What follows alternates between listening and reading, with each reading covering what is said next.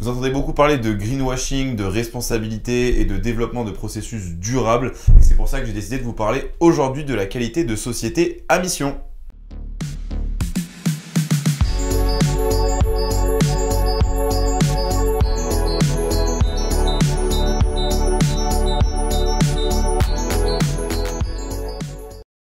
La défense de vos libertés fondamentales.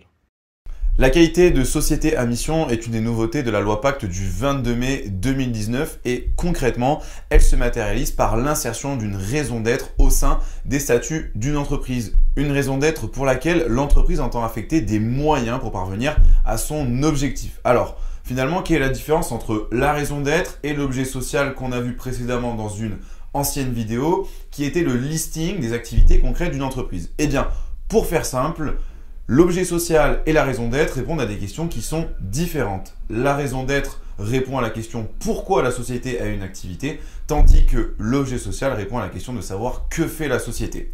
Par exemple, la société Bonduelle a pris pour raison d'être la transition vers l'alimentation végétale afin de contribuer à la préservation de la planète et au bien-être de l'homme. Vous le voyez, il y a vraiment une sorte d'objectif philosophique et moral au niveau de la raison d'être qu'on ne retrouve pas forcément dans l'objet social, puisque ici, il s'agit de bien faire comprendre que l'entreprise prend en considération l'aspect environnemental et l'aspect social de son activité. Donc, vous pouvez voir qu'il y a un lien entre la qualité de société à mission et toutes les notions juridiques liées à la responsabilité sociale des entreprises que nous avons abordé précédemment.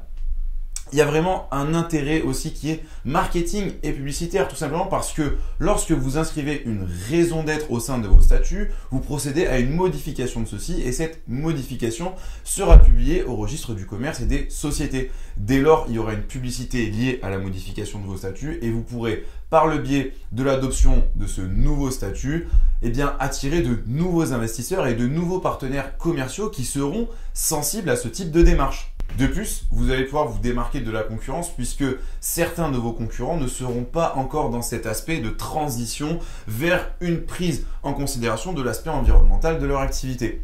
Alors, à l'inverse de la responsabilité sociale des entreprises pour laquelle, vous l'avez compris, il n'y a pas de mesures réellement contraignantes, l'adoption de la qualité de société à mission représente un réel engagement pour l'entreprise. Pourquoi? Parce que l'adoption de cette qualification et de cette nouvelle qualité, et notamment de la mise en place d'une raison d'être, va faire l'objet d'un double contrôle. Un contrôle interne à la société et un contrôle extérieur. Concrètement, on va vérifier que vous attribuez réellement des moyens au niveau de votre activité pour parvenir à réaliser votre raison d'être, qui sera en quelque sorte un nouvel objectif annuel. Surtout, la conséquence principale à la non-contribution à votre raison d'être sera le fait qu'on puisse vous retirer la qualité de société à mission. Et ça aussi, ça a un aspect publicitaire parce que lorsqu'on vous retire votre qualité de société à mission, ça devra faire l'objet d'une publication et donc d'une certaine publicité. En conséquence, le gain ou la perte de qualité de société à mission, ça peut avoir un réel impact sur finalement votre rayonnement économique et sur votre publicité auprès de vos partenaires commerciaux, vos associés et éventuellement de tout votre microcosme avec lequel vous travaillez. On a notamment un exemple qui a permis de démontrer que la qualité de société à mission était un réel engagement pour les entreprises puisque Danone, que vous connaissez pour la plupart, je pense, est la première société cotée qui a adopté ce nouveau statut. Et en fait, quelques mois après l'adoption de ce nouveau statut, les investisseurs se sont rendus compte que la valeur boursière de la société avait diminué et la corrélation entre l'adoption du nouveau statut et la diminution de la valeur boursière a valu aux dirigeants de l'époque sa révocation.